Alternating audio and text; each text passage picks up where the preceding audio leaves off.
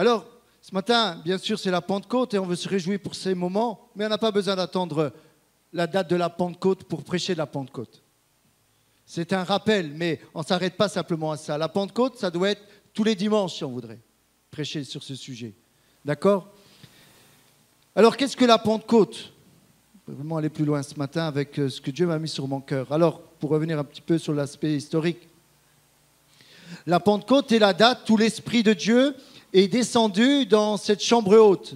Ils étaient 120 réunis.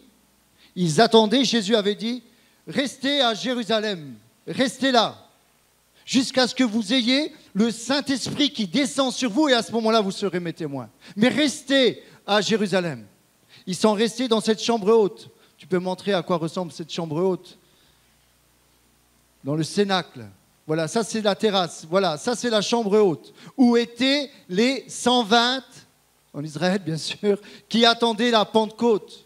C'est dans cet endroit-là, bien sûr, il y a des choses qui ont été refaites, mais c'est dans cet endroit-là. Ils étaient là réunis. Et vous savez, il y avait aussi Marie, la mère de Jésus, qui était là, qui attendait, qui a été baptisée du Saint-Esprit. Ça, on oublie des fois. Ils étaient là, ils avaient soif.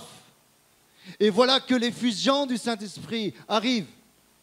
Comme des langues de feu, ça descend sur eux. Et à ce moment-là, Pierre va sortir, il va faire un discours. 3000 âmes vont se convertir. Pierre qui, juste avant de recevoir cette effusion du Saint-Esprit, avait renié Jésus. Il l'avait renié. Certains doutaient, mais tous les 11 disciples étaient dans le même lot. Mais lorsque l'Esprit descend sur eux, ils sont transformés, ils sont différents et ils sont prêts pour la mission, pour être des témoins. Alors si ce matin, nous voulons être remplis tout à nouveau du Saint-Esprit, c'est pourquoi faire ? Vous recevrez une puissance et vous serez mes témoins. Amen. Et c'est lorsque le feu commence à brûler en nous qu'on a envie de parler de lui. Lorsque ce n'est pas terrible, on n'a pas envie de parler de lui. On se cache comme Pierre. Mais lorsque ce feu commence à brûler en nous, on a envie d'être des témoins, on a envie d'annoncer la puissance de Dieu libératrice. Amen. Alors, on oublie souvent que derrière la Pentecôte chrétienne, il y a la Pentecôte juive. Le sens de ce mot désignant les 50 jours, c'est Shavuot. Bon, excusez-moi la prononciation. Mais en réalité, le sens de ce mot désignant les 50 jours écoulés depuis la fête de Pâques. Et le nom hébreu Shavuot signifie semaine. Le compte étant donc de 7 semaines. Et ensuite, il y a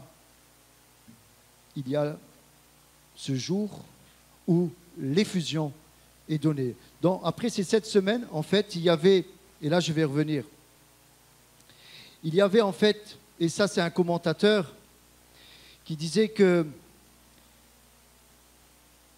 lorsqu'il y avait cette fête des cabanes, en fait c'est ça, la fête des tabernacles, il y avait une tradition qui se faisait, on allait chercher dans le réservoir de Siloé qui était à côté, avec une coupe d'or ou d'argent, on prenait de l'eau et à la fin de cette fête, on la répandait comme une libation devant Dieu. Je dis ça en introduction, vous allez comprendre pourquoi. On rappelait ça à chaque fois pour être reconnaissant que c'est Dieu qui donne la pluie pour la récolte. Ça, c'est ce qui se faisait à la Pentecôte juive. Et voilà que maintenant, Jésus va venir à cette fête des tabernacles, à cette fête de la Pentecôte. On peut lire cela dans Jean chapitre 7, versets 37 à 39. Donc au départ, je n'ai pas tout compris dans la Bible, mais au départ on a l'impression que Jésus ne veut pas y aller, mais après il va quand même. En tout cas, ce qui va se passer dans cette fête, c'est que les Juifs, les pharisiens commencent à vouloir le saisir. Les scribes veulent le saisir, Jésus, pour le tuer. Et ce n'est pas à cette fête-là, c'est la prochaine Pâque qui va être pris et mis. Donc, il y a déjà un contexte qui est difficile pour Jésus. Et les disciples ne comprennent pas, est-ce que tu vas, est-ce que tu ne vas pas ? Et Jésus, il va quand même. Et voilà ce qui va se passer dans cette fête. On va le lire au chapitre 7, versets 37 à 39. Jean 7, 37 à 39.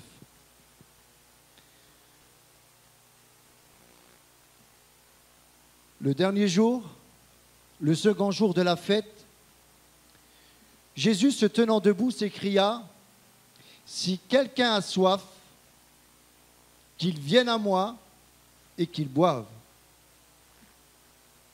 Celui qui croit en moi, des fleuves d'eau vive couleront de son sein, comme dit l'Écriture. »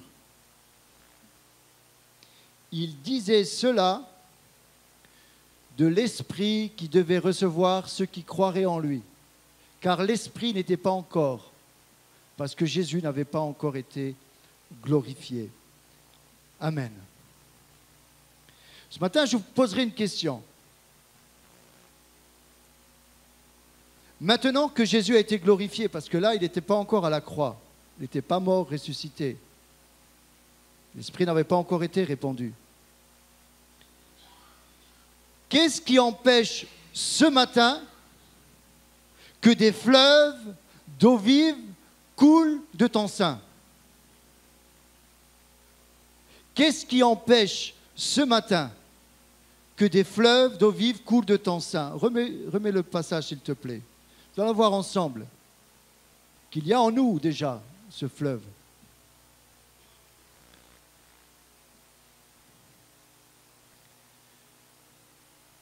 Tu mets déjà à partir du verset 37.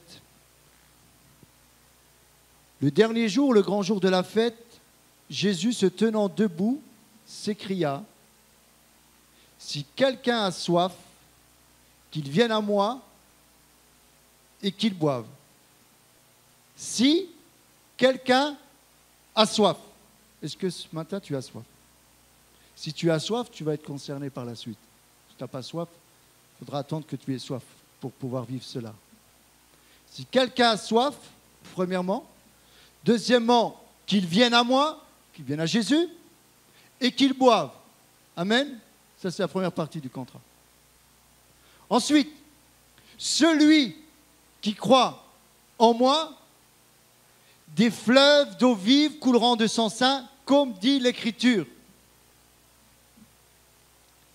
Ensuite,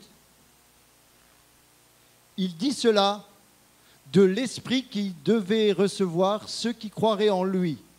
Car l'Esprit n'avait pas encore été, parce que Jésus n'avait pas encore été glorifié. Il dit cela de l'Esprit que devaient recevoir ceux qui croiraient en lui. L'Esprit, ça y est, il est descendu à la Pentecôte. Jésus a été glorifié. Il dit cela et s'accomplit les Écritures. Jésus a été glorifié.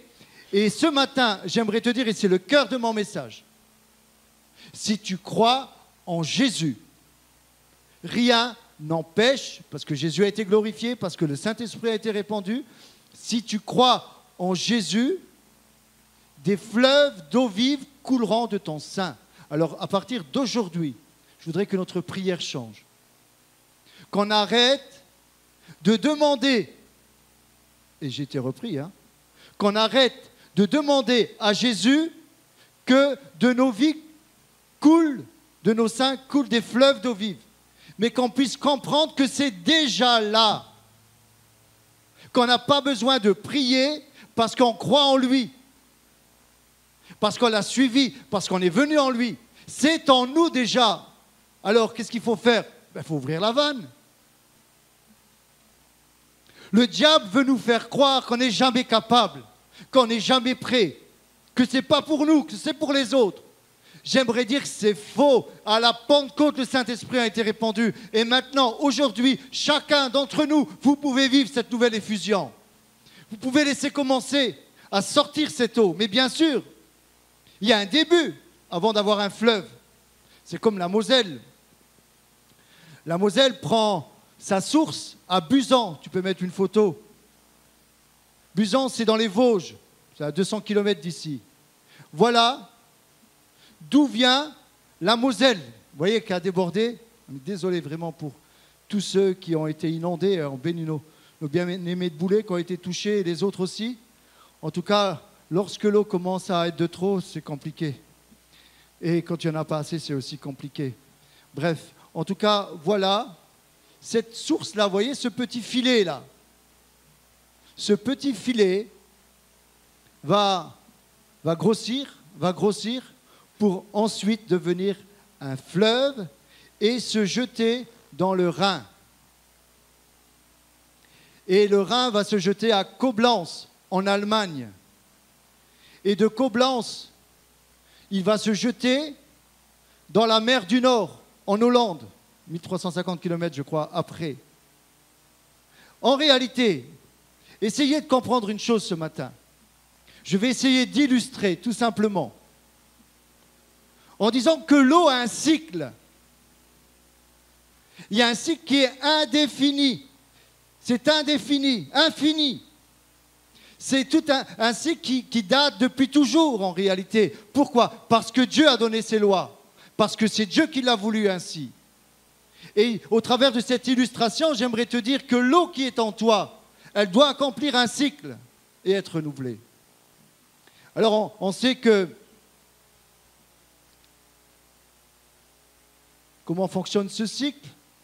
En réalité, c'est simple, en résumé. De la mer, ça va au ciel, par évaporation. Après, il y a les nuages qui se forment. Du ciel, ça va dans la terre, ça revient par la pluie, la grêle, la neige, ok? Et ensuite, de la terre, ça va à la mer. Vous avez vu la boucle? Ça, c'est Dieu qui a voulu. Il ne manquera jamais d'eau. J'ai pris une petite note. Alors voilà, comment fonctionne le cycle de l'eau? Les voyages de l'eau. L'eau opère un circuit fermé qui est le même depuis toujours, comme je le disais. L'eau des mers s'évapore dans l'atmosphère sous l'effet de la chaleur du soleil. Elle forme ensuite des nuages qui vont se déplacer sous l'impulsion des vents. Aidées par l'effet de gravité, les gouttelettes qui constituent les nuages s'alourdissent et retombent sur le sol sous forme de précipitations, pluie, grêle, neige. Ces eaux pluviales vont permettre d'alimenter les nattes phréatiques souterraines qui vont recharger les cours d'eau, lesquels se jetteront à leur tour dans la mer. Alors, ça aussi c'est important, cette petite note, concernant l'évaporation de l'eau. Vous allez voir que vous contribuez à la pluie. J'ai vu ça, ça m'a fait tout drôle. Alors, grâce à l'énergie solaire, comme je disais, l'eau des mers, des océans s'évapore dans l'atmosphère en se débarrassant de son sel et de ses impuretés. On peut faire plein de parallèles. Hein. L'évaporation peut également provenir de la terre. Nous parlerons alors d'évapotranspiration. C'est un phénomène qui transforme en vapeur d'eau les eaux des rivières, des lacs, des sols, des animaux, des hommes et surtout de la végétation. Cette vapeur d'eau viendra ensuite s'accumuler dans les nuages de la même manière que l'évaporation des mers et des océans. Vous savez qu'on perd un peu moins d'1 litre d'eau par jour. Vous savez, c'est pour ça qu'il faut boire. Cette eau que vous allez perdre par la transpiration, lorsqu'on dort avec les poumons, hein, le rejet, on perd à peu près 1 litre d'eau. Cette eau va partir en vapeur et elle va contribuer au nuage. Ce matin, ce que je veux dire au travers de ça, c'est qu'il y a un cycle. Il y a un cycle que Dieu a permis pour qu'il y ait constamment de l'eau. Et en faisant le parallèle, j'aimerais te dire, quelle que soit la situation que tu traverses, il y a toujours de grandes réserves en toi. Même si le diable veut te faire croire que tu es sec, tu es dans un désert, même si tu es dans un désert, tu ne peux pas savoir ce qu'il y a en dessous de très grandes réserves. Connaissez-vous la plus grande réserve d'eau souterraine au monde? Non, pas souterraine. La plus grande réserve d'eau naturelle, douce, au monde. Où elle se situe? Dans le sud de la Sibérie. Le sud de la Sibérie. Alors, ce lac s'appelle Baïkal, excusez-moi la prononciation, sud de Sibérie. Vous savez combien il y a de quantité d'eau dans cette réserve naturelle? Du moins naturelle, oui. 23 000 milliards de mètres cubes. Il y en a, hein? Il y a une réserve que Dieu a voulu. Il y a aussi plein de réserves souterraines, les nappes phréatiques. Tout cela, Dieu tient tout sous son contrôle. On parle de sécheresse, on parle de toutes ces choses, on parle d'inondation. Mais j'aimerais vous dire que Dieu a fait les choses bien au départ. Il ne manquera jamais d'eau. Dans ces réserves que Dieu a permis, on va pouvoir vivre. Et j'aimerais te dire ce matin, essaye de comprendre, je voudrais profiter de ce temps de la Pentecôte pour que vous reteniez ce message. Il y a des fleuves d'eau vive qui sont en toi. Ça commence peut-être par une petite source, mais cette source va devoir avancer pour devenir un fleuve. Et le fleuve se jette dans la mer. S'il ne se jette pas dans la mer, c'est une rivière ou un ruisseau. Il y a des rivières qui se jettent dans la mer, ceux-là on les appelle les fleuves pluviales, si je ne me trompe pas. Ceux qui sont près de la mer, ces rivières, alors ils se jettent directement. Mais j'aimerais te dire, tu dois être renouvelé dans la présence de Dieu. Lorsque tu viens dans sa présence, tu fais venir sur toi cette eau qui te lave de toute impureté. Comme l'eau qui s'évapore de la mer, elle monte sans le sel, elle monte sans toutes les pollutions qu'il y a aujourd'hui. Elle monte en vapeur. Et elle doit parcourir tout un travail, tout un cheminement pour être purifiée à nouveau. Et au travers des nappes phréatiques, elle est filtrée et elle redescend dans une source pour recontinuer, pour aller jusque dans la mer et refaire ce cycle indéfiniment. J'aimerais te dire que cette eau vive ne doit pas venir en toi de l'eau stagnante. De l'eau stagnante, ça pue. Excusez-moi, je ne vous ai pas dérangé là, je ne vous ai pas choqué. Moi, je n'aime pas l'eau stagnante. Offrez des fleurs à votre femme ou à votre mari. Vous laissez le pot 15 jours, 3 semaines, 1 mois avec les fleurs dedans. Vous allez voir ce que ça fait de l'eau stagnante. Ça fera une autre odeur que l'odeur des fleurs. L'eau stagnante n'est pas bonne à la consommation. L'eau vive est bonne. Et Dieu voudrait ce matin te renouveler et te faire comprendre que cette eau vive est déjà en toi. Même toi qui es nouveau ce matin. Même toi qui t'approches de Dieu ce matin. Si tu crois que Jésus est mort pour toi, si tu crois qu'il a porté à la croix tes péchés, tout est dans ce mot croire. Parce que la Bible dit, dans Marc 16, celui qui croit en moi sera sauvé. Celui qui croira et qui sera baptisé sera sauvé. Il y a ce mot croire qui est important. Est-ce que tu crois ce matin dans la puissance de Dieu?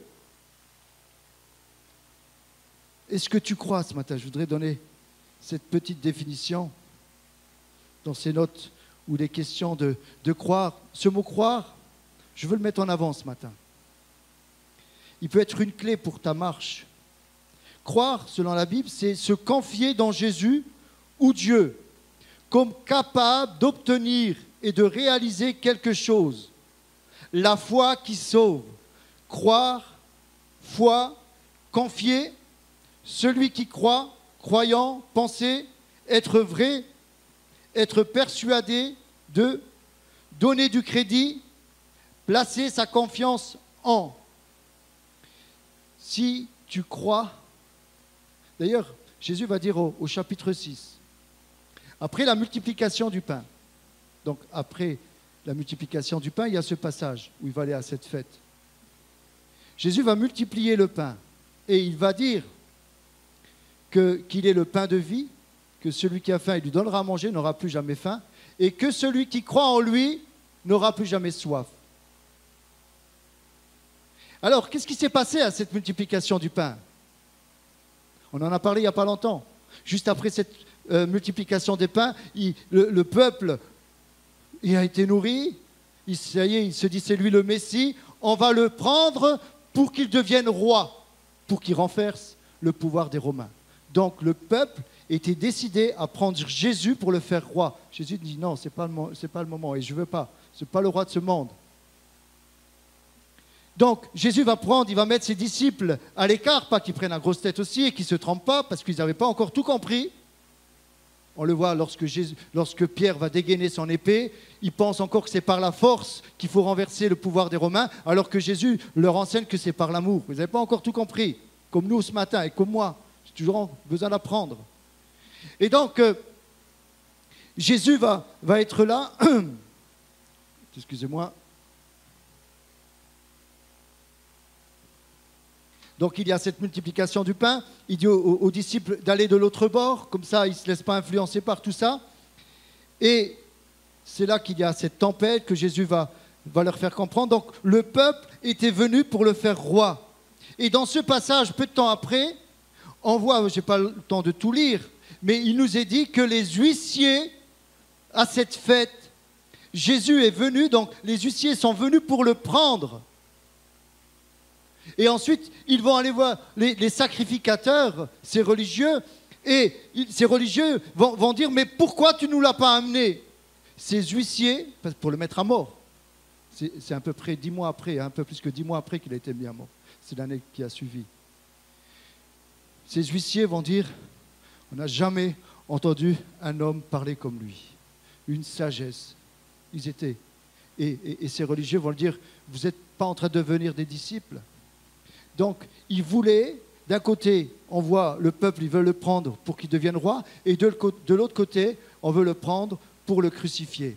Mais Jésus a été crucifié, c'était le plan de Dieu, qui est en rapport avec ce passage, parce que Jésus n'avait pas encore été glorifié. Et lorsque Jésus a été crucifié, écoutez bien, il a été glorifié. Ce qui veut dire qu'il a déclenché. C'est pour ça qu'il va dire à ses disciples, « Il vous est avantageux que je m'en aille. » Il vous est avantageux que je m'en aille, parce que quand je partirai, je vous enverrai le Saint-Esprit sur chacun d'entre vous, avant que Jésus s'en aille. Là où était Jésus, là il y avait une présence. Bien sûr, il y avait ponctuellement des actions de l'Esprit.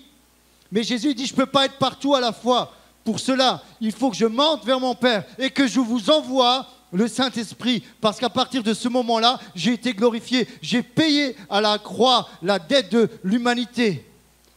Je vous ai réconcilié avec Jésus. Maintenant, il n'y a plus besoin de faire ces fêtes de libation en jetant de l'eau, en allant la chercher à la fontaine de Siloé, à cette piscine de Siloé, pour dire, voilà, on se rappelle de ces souvenirs.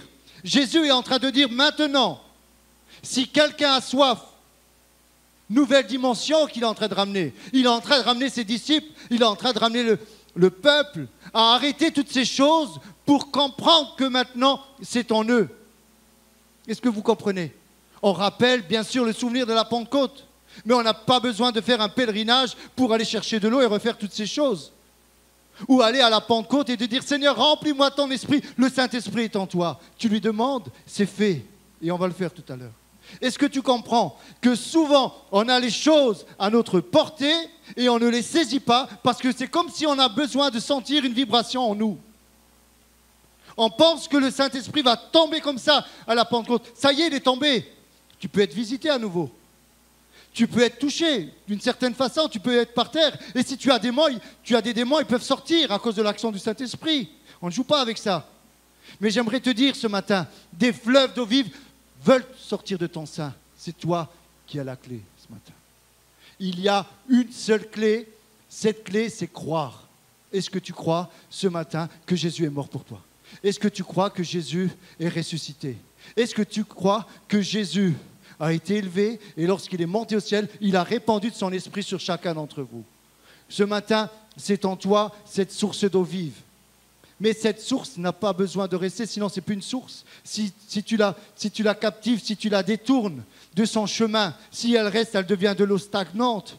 Plus tu vas commencer à t'engager avec Dieu, plus tu vas commencer à être un témoin, plus cette eau va prendre de la force. Pourquoi? Vous recevrez une puissance, le Saint-Esprit survenant sur vous, et vous serez mes témoins. Et c'est quand tu commences à témoigner, à ne point avoir honte, comme Pierre, à la Pentecôte, quand tu commences à te positionner pour Jésus, à ce moment-là, cette ruisseau commence à grandir pour devenir une rivière, pour devenir un fleuve. Et ce fleuve va jaillir en toi. Jésus est venu pour cela. Il va dire à cette femme samaritaine un petit peu avant, cette femme qui vient puiser au puits de Jacob, elle se cache. Elle se cache parce qu'elle a honte de son péché. Elle a eu 5 maris, celui qu'elle est avec, ce n'est même pas encore son mari. Alors pour pas qu'on la voie, elle vient sur l'heure de midi, là où le soleil tape le plus. Mais Jésus avait un rendez-vous avec elle. Jésus a un rendez-vous. Et Jésus va parler de l'eau. Parce qu'elle est là pour puiser. Donc Jésus va dire, mais donne-moi à boire. Alors cette femme, comme il y avait un contentieux avec les Samaritains et les Juifs, dit, mais tu me demandes à boire, à moi qui suis une femme? Jésus va dire, si tu connaissais le don de Dieu, est-ce que tu connais ce matin le don de Dieu? Si tu connaissais le don de Dieu, et qui est celui qui te dit, donne-moi à boire, tu l'aurais toi-même donné à boire. Jésus va dire à cette femme, des fleuves d'eau vive peuvent couler de ton sein. Si tu me demandes à boire, moi je te donne à boire. En fait, il dit, tu n'auras plus soif. Il ne dit pas que tu couleront de ton sein, ça vient après. Celui qui boit de cette eau n'aura plus soif. Alors ce matin, si tu as soif, tu dois avoir soif d'une nouvelle dimension, une nouvelle onction, un renouveau. Mais c'est déjà en toi. L'eau est là. Ouvre-le. Prenez une bouteille de champagne, vous la secouez un petit peu là. Bon, vous enlevez le bouchon, vous allez voir comment que ça part. L'eau est en toi, c'est un peu comme ça. Il faut que ça bouge un petit peu à l'intérieur de toi. Et tu vas laisser la vie sortir. Et tu vas commencer à oser prier toi aussi pour les malades. Pourquoi? Parce que cette eau est en toi. Il n'y a pas que le pasteur qui doit prier pour les malades. Bien sûr, quand on est dans l'église, il y a de l'ordre, on fait les choses d'une certaine façon. Mais lorsque tu es amené dans des situations à prier, il faut prier. Pourquoi? Parce que le temple est en toi, parce qu'il y a en toi la vie. Et plus tu vas commencer à faire ces pas de foi, plus la vie de Dieu va couler en toi. Mets ton pied à l'étrier, ose prier devant des situations, ose. Pourquoi tu n'oses pas ce matin? Tu n'as pas besoin d'être qualifié, tu l'as été à la croix. Si tu crois et si tu mets ta vie en ordre, celui qui croira, qui mettra sa vie en ordre et qui sera baptisé. Baptisé, c'est quoi? Baptisé, ça veut dire immergé. C'est plonger. Pourquoi? Pourquoi le baptême? Le baptême adulte. Pourquoi le baptême d'eau? Parce que dans ce baptême, ta vie, ton ancienne vie va mourir avec Christ dans les eaux. Et quand tu sors de l'eau, tu es ressuscité avec Jésus. C'est pour ça l'importance du baptême. Ce n'est pas pour dire, voilà, j'ai été baptisé, on a plus de membres au milieu de nous. Le baptême a une grande portée spirituelle. Ça te lave et ça te met conforme à la parole de Dieu. Parce qu'à ce moment-là, tu répands sa parole. Celui qui croira, qui sera baptisé, sera sauvé. Sauvé, c'est guéri également. Et là, tu commences. Ensuite, si tu as envie d'aller plus loin, si tu as envie de t'engager, le Seigneur t'équipe. En réalité, c'est comme s'il y a un équipement qui est là, il est déjà prêt. Et lorsque tu veux t'engager, il y a déjà ta taille. Le Seigneur, il te dit, prends cet équipement. Il a été fait à la Pentecôte, lorsque j'ai été glorifié avant. Maintenant, tu peux devenir un témoin. Allez par tout le monde et prêcher la bonne nouvelle à toute la création. En mon nom. Et ce matin, nous sommes là dans le nom de Jésus. Nous sommes là dans ce nom précieux, dans ce seul nom qui nous a été donné, par lequel nous pouvons être sauvés. Jésus est là au milieu de nous ce matin. Il habite en toi. Nous sommes le temple du Saint-Esprit. Il habite en toi, le Saint-Esprit. Jésus habite en toi. Jésus va dire, moi et le Père, nous viendrons habiter en toi. En toi, c'est quoi? C'est dans le Saint-Esprit.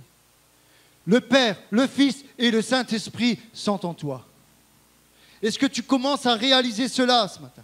Si tu commences à comprendre que Dieu est en toi, il habite en toi, il a sa demeure en toi, il a son adresse en toi, à ce moment-là, tu commences à comprendre que face à l'épreuve, tu n'es plus seul. Que face à une situation, tu commences maintenant à te battre et avoir foi en toi. Oui, tu dois avoir confiance en toi. Tu dois commencer à proclamer devant les situations, devant tes situations que tu rencontres difficiles, tu dois proclamer que la vie qui est en toi est plus forte. Regardez la force de l'eau. Alors on porte tout sur son passage. Vous voyez les torrents de boue? Elle emporte toute la boue. Et cette eau vive, au départ, elle va enlever la boue de ta vie. Elle va commencer à te purifier, à te purifier. Mais regardez la force qu'il y a. Il y a même des arbres qui sont emportés. De l'eau vive, c'est pour toi.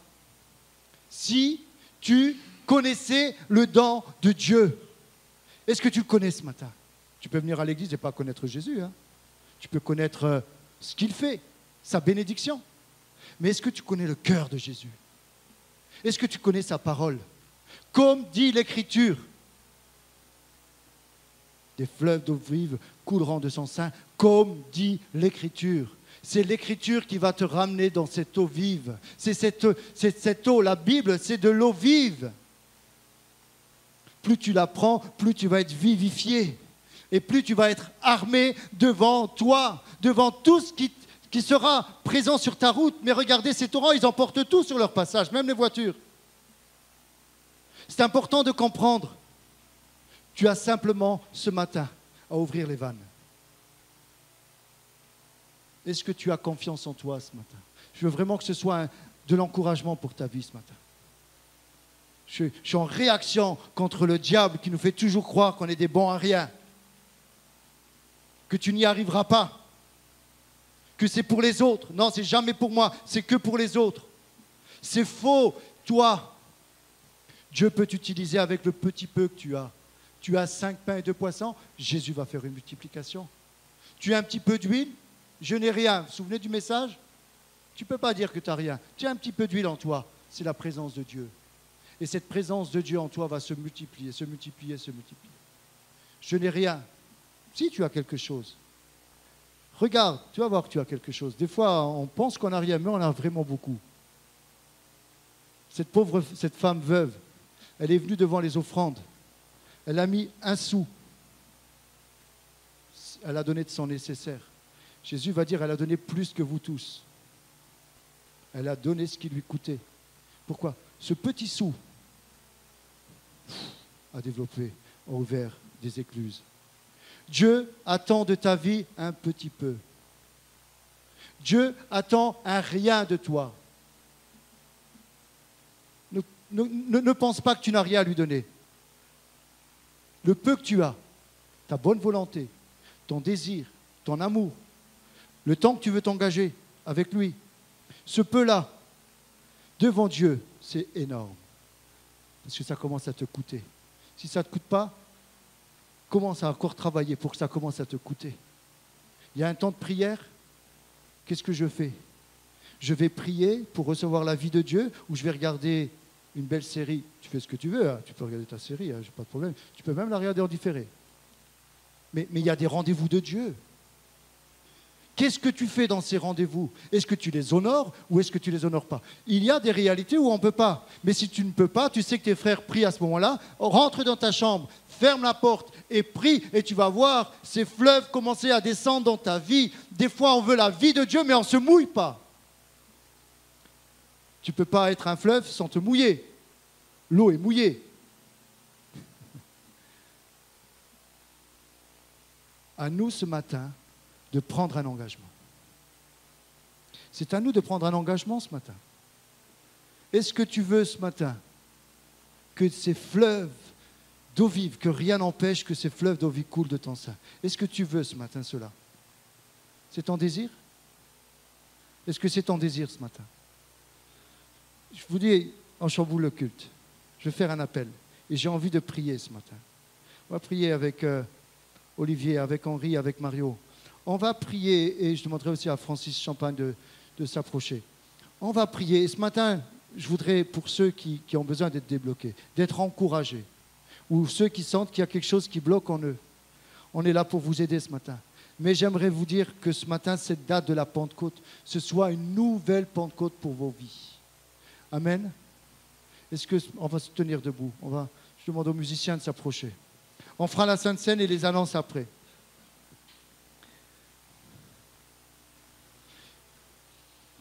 Regardez cette petite source de la Moselle.